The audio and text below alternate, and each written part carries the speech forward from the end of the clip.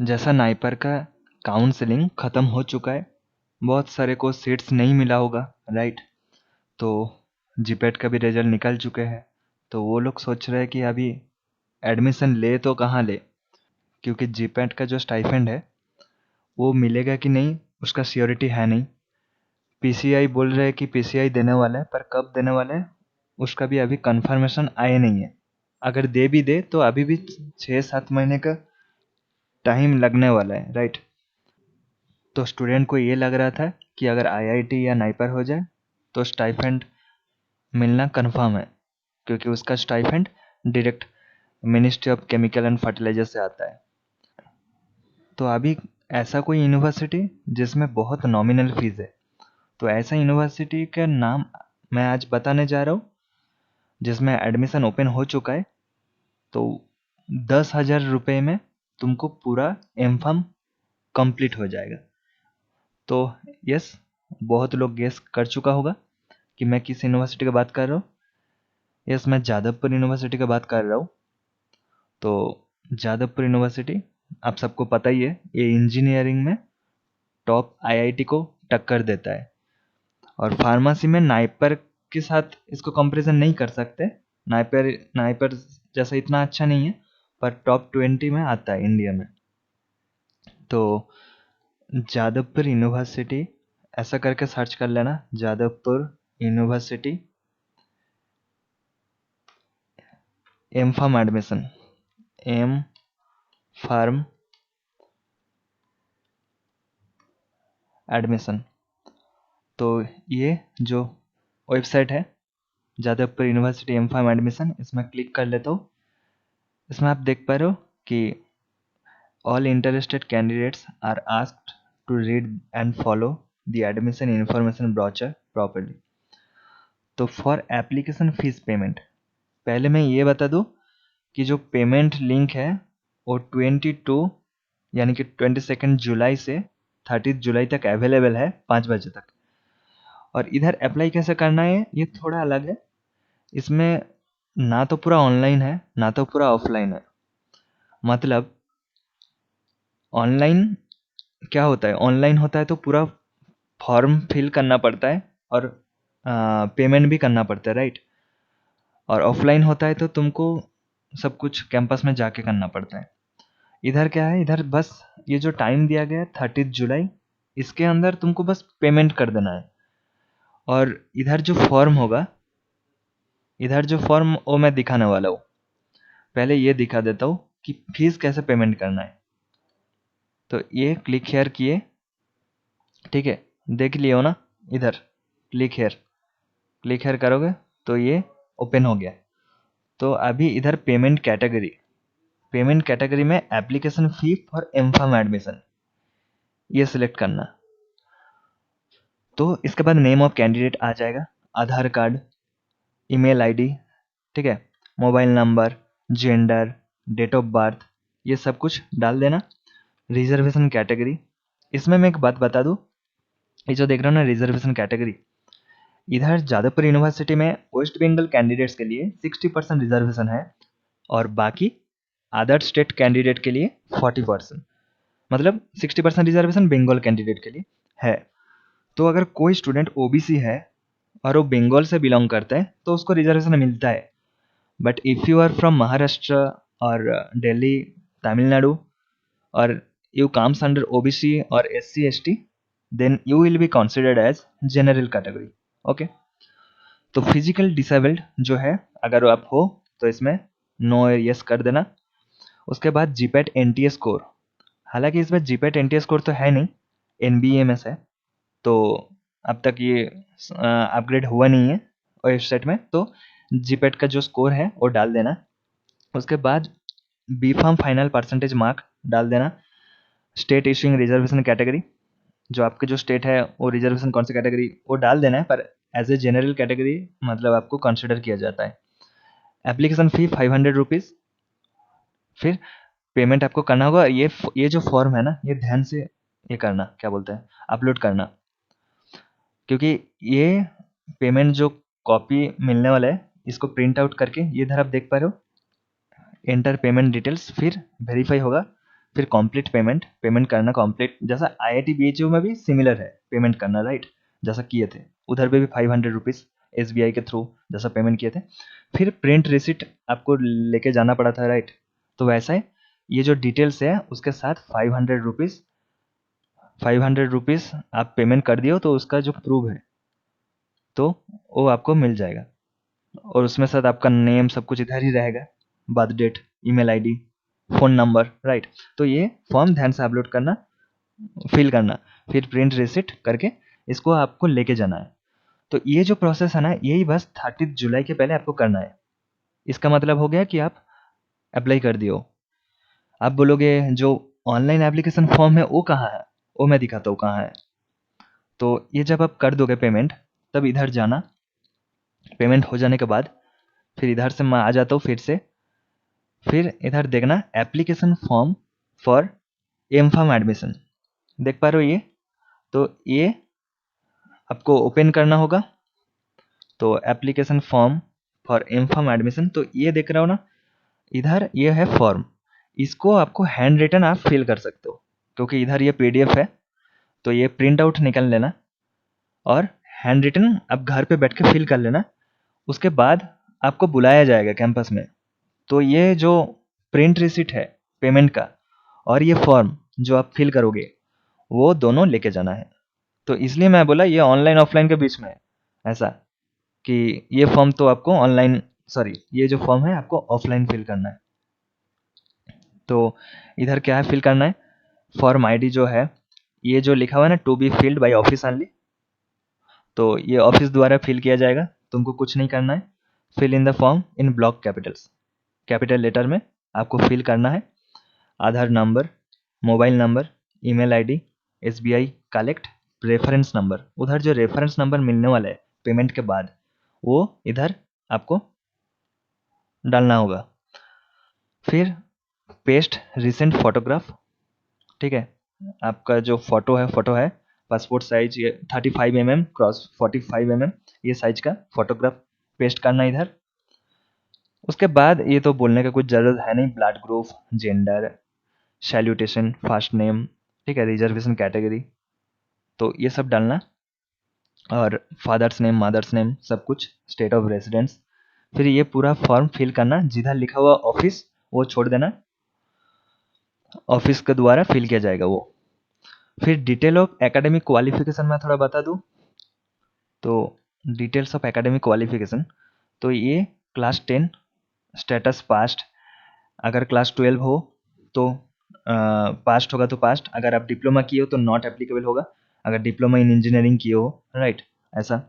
फिर bachelor of science, इसको NA लिख देना, नॉट एप्लीकेबल, क्योंकि क्वालिफाइंग डिग्री क्या होगा, B.Pharm होगा, ठीक है। Name of the examination degree इधर क्या होगा, B.Pharm, राइट, क्योंकि BSc तो किए नहीं हो आप, तो ये NA होगा इधर, तो क्वालिफाइंग डिग्री में B.Pharm।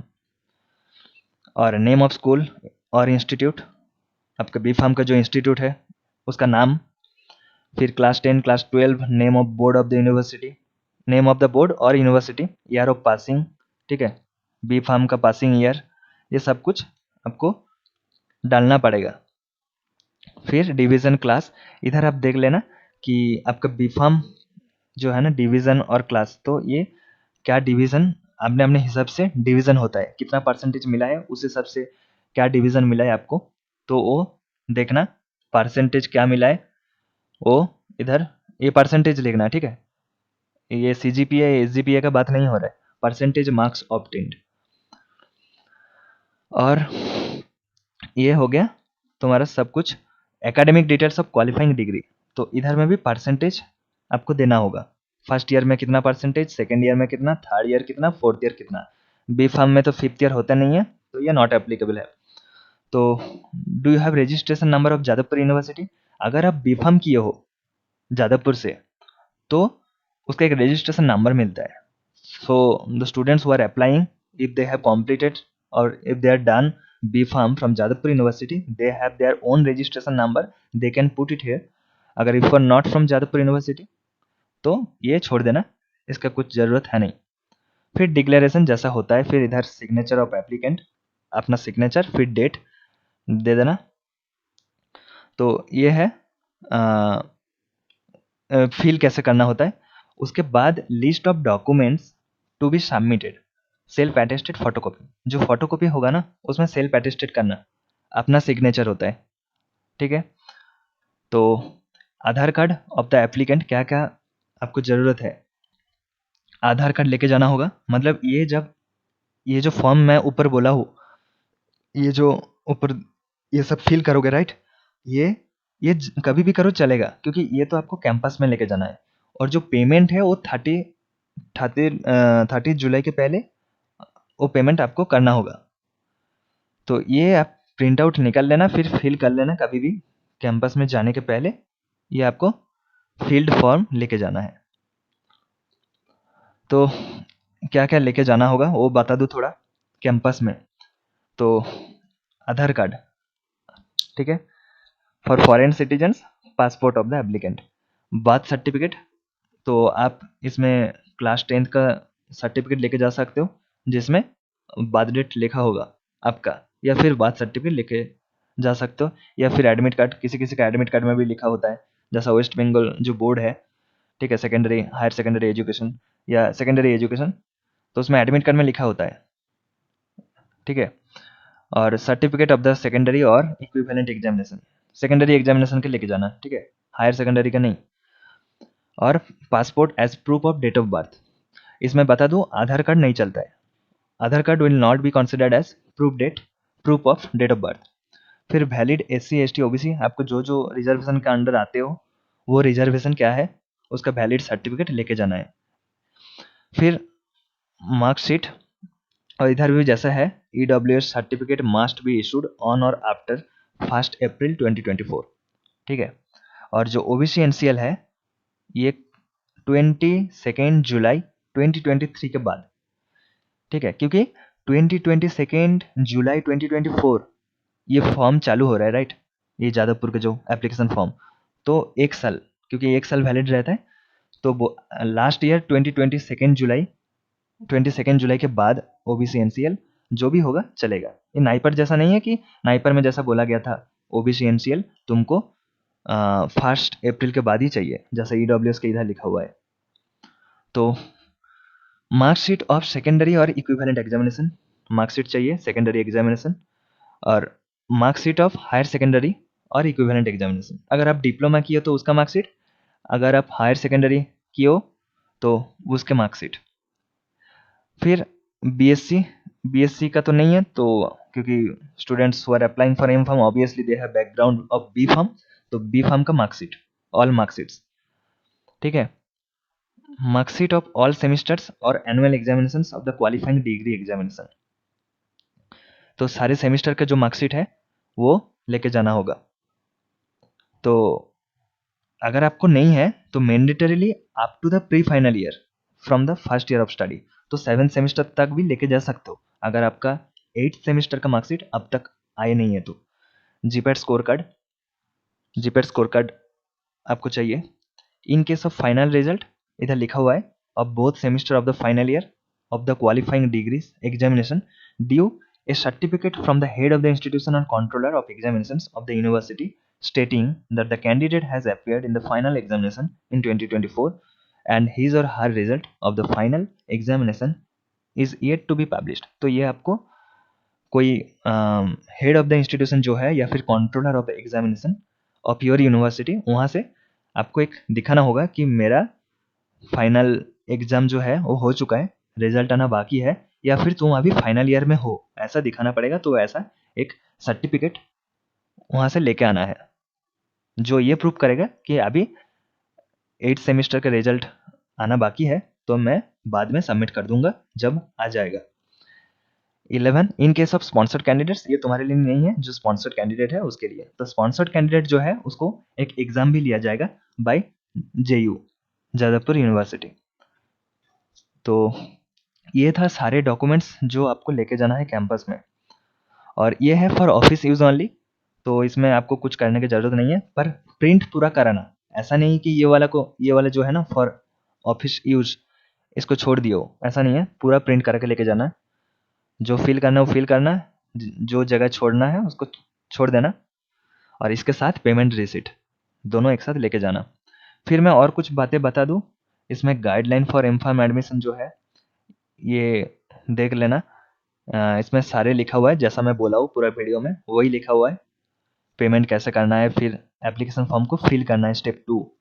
फिर स्टेप 3 है reporting of original document verification, क्योंकि वो जो मैं बोला हूँ सारे डॉक्यूमेंट्स आपको लेके जाना है, वो वेरीफाई होगा उस दिन, और उस हिसाब से तुमको शॉर्ट लिस्टेड किया जाएगा कि तुम्हारा सीट मिल रहा है कि नहीं, जैसा नाइपर में हुआ था इस बार वैसा ही। फिर स्टेप 4 क्या है, फाइनल एडमिशन।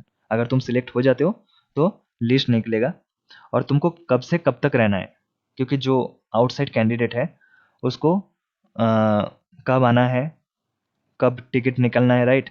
तो वो मैं दिखा दूँ, ये है सिलेबस फॉर स्पॉन्सर्ड कैटेगरी, क्योंकि स्पॉन्सर्ड कैटेगरी के लिए एडमिशन टेस्ट दिया जाएगा, राइट। तो उसका सिलेबस है, उधर जाके ये देख लेना। स्पॉन्सर्ड सिलेबस कैटेगरी जो है, जो सिलेबस है एडमिशन टेस्ट के, ये स्पॉन्सर्ड कैटेगरी के लिए है। तो ये तुम्हारे लिए कोई काम के नहीं है जो स्पॉन्सर्ड कैटेगरी नहीं है। शेड्यूल फॉर एमफार्म एडमिशन, तो ये है शेड्यूल। तो शेड्यूल मैं बता दूं कि जो 22 जुलाई से चालू हो चुका है, ऑनलाइन पेमेंट क्लोज हो जाएगा 30 जुलाई को। फिर थर्ड थर्ड ऑफ अगस्त 3 अगस्त को ये लिस्ट ऑफ एप्लीकेशन पब्लिश होगा, ठीक है। क्योंकि जब पेमेंट रिसीट हो जाएगा उसके बाद एप्लीकेंट्स को पब्लिकेशन लिस्ट पब्लिकेशन होगा कि किसको आना है किसको नहीं आना है, राइट। अगर उस लिस्ट में तुम्हारा नाम नहीं है तो कैंपस में डॉक्यूमेंट वेरीफाई करने का मतलब जाने का ज़रूरत ही नहीं पड़ेगा, क्योंकि तुम्हारा लिस्ट में नेम है नहीं। पर अगर लिस्ट में नेम है तो डॉक्यूमेंट वेरिफिकेशन के लिए जाना है Jadavpur, Kolkata. Document verification and admission test for sponsored candidates. और ये तो स्पॉन्सर्ड कैंडिडेट्स के लिए है, पर जो जीपेट के बेसिस पर होगा, document verification and admission test for GPAT candidates, मतलब तुम्हारे लिए जो है। और जो आउटसाइड कैंडिडेट्स है, आउटसाइड स्टेट्स वाले, तो सबके लिए है, not only for the students who are from the other states but also for the students who are from West Bengal. सबके लिए 5 से 7 तक 7 तारीख तक, तो 3 दिन, ठीक है। जो वेस्ट बंगाल स्टूडेंट्स है, जो नॉर्थ बंगाल से है, वो भी उसका भी दूर पड़ता है, तो उस हिसाब से टिकट निकलना, ठीक है। क्योंकि ये 3 को जो है अगर सही से पेमेंट किए रिसिट जो भी है, तो उसका तुम्हारा नाम तो आ ही जाएगा 3 तारीख को। फिर तुमको जाना पड़ेगा, तो उस हिसाब से टिकट निकलना है। और जो भी अदर स्टेट से है तो 5 से 7 तक 3 दिन तुमको उधर रुकना है। सेकेंड राउंड एडमिशन कब होगा, 12 अगस्त। तो ये 3 दिन के अंदर तुमको पता लग जाएगा तुमको सीट मिल रहा है कि नहीं, ठीक है। और उसके बाद भी अगर कुछ सीट रह जाए वैकेंट तो रैप अप राउंड होगा, if required will be notified later, बाद में नोटिफाई किया जाएगा, ठीक है। समझ गए हो। अभी और कुछ नहीं है, ये शेड्यूल है। तो ये था जादवपुर यूनिवर्सिटी के सारे इन्फॉर्मेशन। ये ये यूनिवर्सिटी 10,000 रुपीज़ में तुमको पूरा मास्टर्स डिग्री हो जाता है, तो तुम्हारा स्टाइपेंड की ज़रूरत भी नहीं पड़ेगा। अगर बाद में ऐसा कुछ हो कि तुमको स्टाइपेंड मिलने वाला है पीसीआई की तरफ से, तो फिर बहुत बढ़िया होता है, क्योंकि 3 लाख के आसपास स्टाइपेंड मिलने वाला है। जादवपुर में तुमको 10,000 रुपीज़ में हो जाता है पूरा, राइट। तो ये यूनिवर्सिटी बहुत ही अच्छा यूनिवर्सिटी है। इंजीनियरिंग में तो इसका सबको पता है। इस बार भी अगर मैं प्लेसमेंट की बात करूँ तो 1.4 करोड़ गया था हाईएस्ट पैकेज, जो कुछ आईआईटीज भी नहीं दे पाते, पर वो इंजीनियरिंग में गया था। इंजीनियरिंग में बहुत कमाल की यूनिवर्सिटी है, फेसबुक, गूगल, माइक्रोसॉफ्ट, सब, फ्लिपकार्ट सब आता है।